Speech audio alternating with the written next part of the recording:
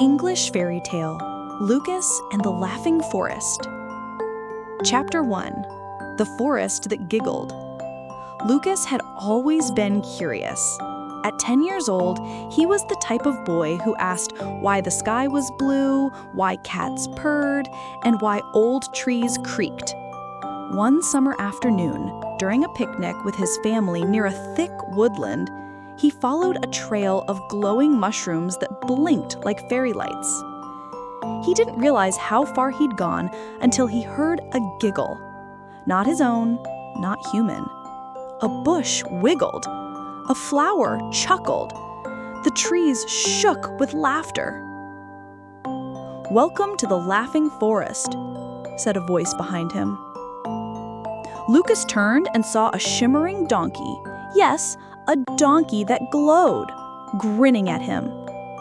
"I'm Glee," said the donkey. "You must be the boy who believes." Chapter 2. The Map Made of Wind. Lucas followed Glee along a winding path that glowed under their feet. Everything in the forest laughed or sang or sneezed sparkles. Soon, they reached a clearing where a floating map hovered in mid-air, drawn by nothing more than the breeze. "The map of whimsy," Glee explained. "Only those with wonder in their hearts can read it." Lucas tilted his head. The map showed paths that twisted like question marks, rivers that sang in harmony, and creatures he'd never seen before, including a mirth dragon and a snicker fox. "We need your help," Glee said. "The laughter is fading. A gloom is spreading, and if it reaches the heart tree, the whole forest will fall silent." Chapter 3. The Miniature Dragon. Their journey began toward the Hill of Snorts. There, they found Zazu, a miniature dragon no larger than a teacup, whose hiccups caused small fireworks. "I've lost my sparkle berries," Zazu wailed. "Without them, I can't laugh." Lucas helped search the glittering bushes until he found the berries, caught in a squirrel's hat. They traded a tickle leaf for them, and Zazu burped out a blast of joy, spinning in the air. "Take this feather," Zazu cried. "It tickles the truth out of shadows." Lucas tucked the magical feather behind his ear. Chapter 4. The Snicker Fox and the Fog.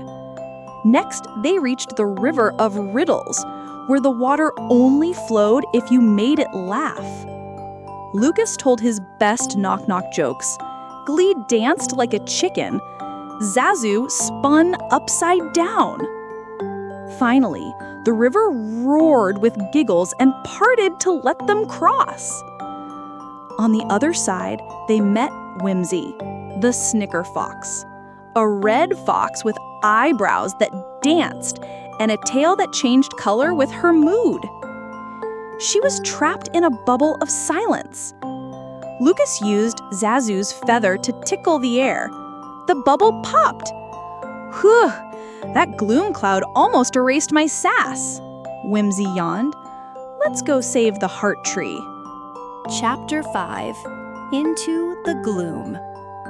The team entered the weeping thicket, where the trees drooped and whispers filled the air. Laughter echoed in reverse. The gloom had arrived. At the center stood a shadowy figure, the miser, a creature born of forgotten jokes and lost giggles. "No one laughs at me anymore, so I'll make sure no one laughs at all." Lucas stepped forward. "But laughter is for everyone. Even you." The miser scowled. Glee whispered, "Use the feather." Lucas took the feather and told the silliest joke he knew. It was so bad, it was hilarious. The miser tried not to laugh. He snorted. He chortled. He fell over giggling. Chapter 6. The Heart Tree Rejoices. As the miser rolled on the ground laughing, the gloom melted away. Flowers giggled, birds cackled, the weeping thicket sang again. At the forest center, the heart tree bloomed, its leaves like golden confetti, its trunk pulsing with joy. "You reminded the forest how to feel joy," Glee said. Even the miser smiled, smaller and brighter now. Lucas looked around, heart full. "I don't want to leave." "You'll always be part of us now," said Whimsy. "Just close your eyes when you miss us. We'll be laughing." Chapter 7. The Boy Who Believed. Lucas returned to the picnic blanket just as the sun dipped below the horizon. His parents hadn't noticed he was gone, but something was different. A golden leaf had fallen in his backpack, a tiny feather tickled his neck, and if he listened closely, he could still hear a donkey giggling in the breeze. Lucas smiled.